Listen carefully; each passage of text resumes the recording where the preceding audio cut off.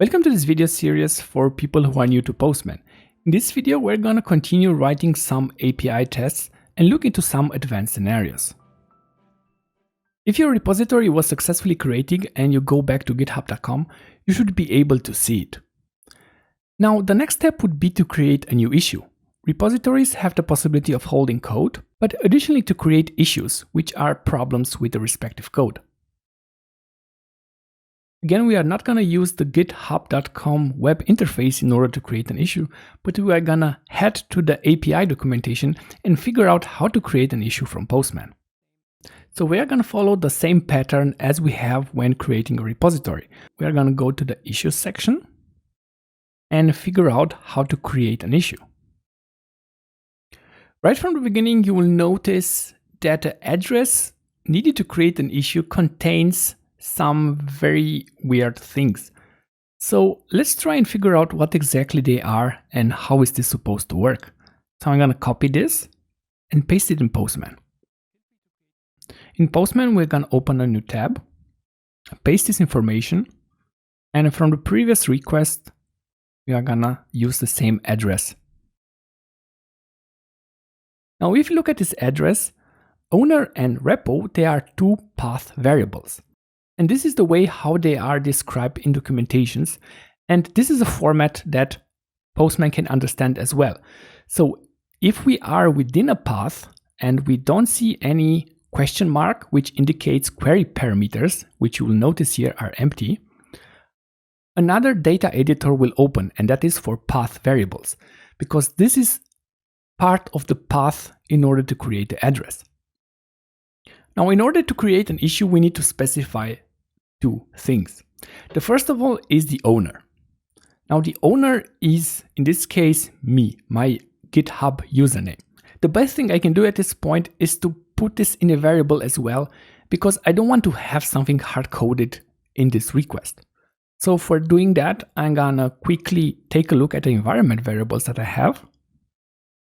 Click on Edit, create a new variable called owner, and add my username to the current value. So the first thing that we can do is to directly access this variable, owner, and this will take the name of my username. The repository is the repository that we have created here. You'll notice that Postman doesn't replace these values, but if Postman would replace them, it will simply insert the value here, completely replacing column owner and column repo. Additionally, it needs to be a post request. Let's go back to the documentation and see what else we need to do. Again, if we look at the parameters, you will notice that only the title of the issue is required. And this is actually something that is presented here as an example. So again, we're going to simply copy and paste this information. Again, I'm going to open the body editor. I'm going to select raw, which allows me to paste this information. And I want to send it as a JSON. Everything looks good here. And there's one additional thing we still need to do. We need to provide the authorization. Now, providing the authorization and configuring each and every request doesn't always make sense. So let's go ahead and save this request to the same collection where the previous request create repository exists. I'm going to name the request create issue. When we have multiple requests in a collection and they all have some pretty similar characteristics, for example, they share the same authorization principle, we can edit that specific collection, go to the authorization tab, and select from here, bearer token, and configure this for every request. And you will see now that if I go to authorization, I have inherit auth from parent. So the parent is in this case the collection, but you can also specify authorization instructions on a folder level. Going back to the repository, I don't need this anymore, so I can inherit auth from parent as well. Okay, I think we have everything that we need in order to create this issue. Let's submit this request and see if it works. Getting errors when working with an API is something normal, and you shouldn't get frustrated if you make a lot of mistakes in the beginning. This is totally normal. In this case, even if I follow the documentation, there's still something not properly working. And it is crucial that you take a look at the error messages that you are getting and to understand what you are doing wrong. In this case, it seems that the field milestone has something invalid. So let's go ahead and remove milestone from here. And now the request has been properly created. So we have a title, find a bug, we have this contents, and additionally we have created a label. Now we're going to follow the exact same pattern as we did by creating a repository. We can easily check if the title is the correct one, and we can check if the body has the right content. But that would be a bit too easy, and I'll let you do it on your own. How can we test if this label has been created properly and if it contains this information, in this case bug? And it follows a pretty similar pattern with what we have did so far. I'm going to go to the test tab, and we're going to parse the response to get a JavaScript object, which is JSON data representing the response. And the property that we want to see is labels. Now, in order to get to such a nested element here, you need to understand the overall structure. Curly braces indicate an object, and square braces indicate arrays. So we have an object, which is here represented by JSON data, which has a property called labels. So we're gonna use that first like this. So JSON data.labels. The next step would be to get this element from the array. Now arrays have keys, and this is the only element in this array, and we don't expect any other elements. So for that reason, in order to get the first element in an array, we're gonna use square brackets. I'm gonna put the key 0.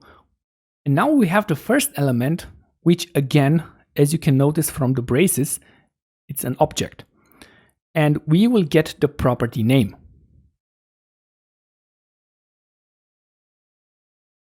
And we expect the property to have the value bug. And because it is a string, I'm gonna surround it by quotes, and it will look like this. Now let's resend this request, which will create a new issue.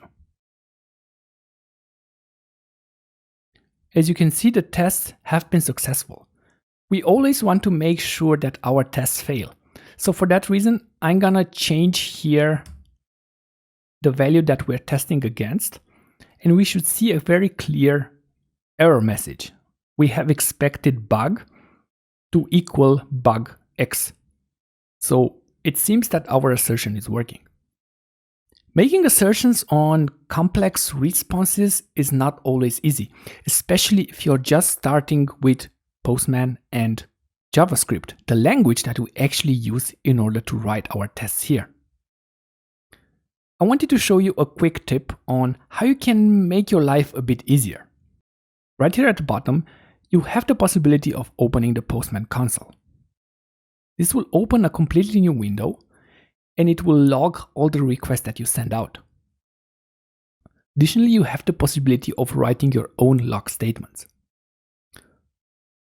So for example, if you were unsure how to get this label, you could write something like console.log,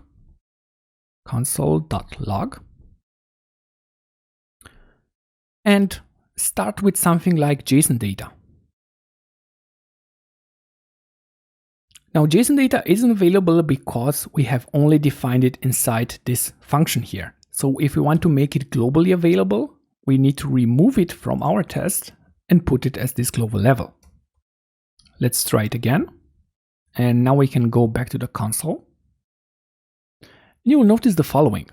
Now you see the request that has been sent out, and this is how the request URL looks like. So the path parameters have been replaced with my username and the name of the repository.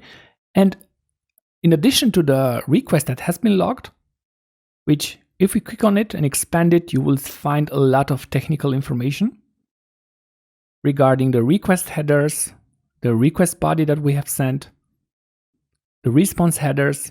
There's also the possibility of viewing everything in the raw format, which isn't that nice, but really shows you how HTTP actually works like.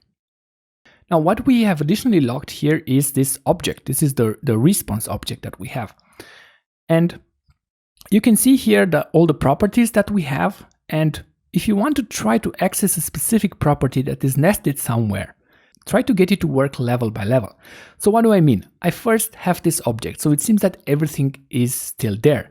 Now, if I was to only get this labels property, I could do it like .labels. So if I open this again, you will see now that I have an array.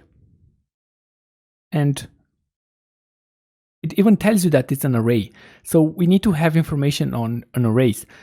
So if you follow this pattern, you can go step by step and try to get this nested data that you have.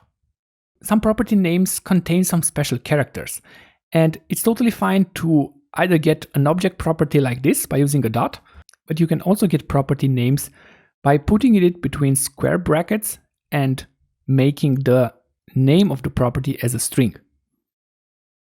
In order to create even more advanced assertions, I invite you to take a look at the Chai Assertion Library. This is the underlying testing framework that is being implemented by Postman. All you have to do is to surround its expectations with a Postman test, that is pm.test, and to put in front of each expect pm.expect. So we have accomplished quite a lot in this video, and we now know how to do assertions on nested properties in the response body. We know how to use the console log. Just in case you're having any issues getting this to run, make sure you take a look at the video description for some troubleshooting ideas, or if you need additional help, feel free to post a comment in the section below. See you in the next video.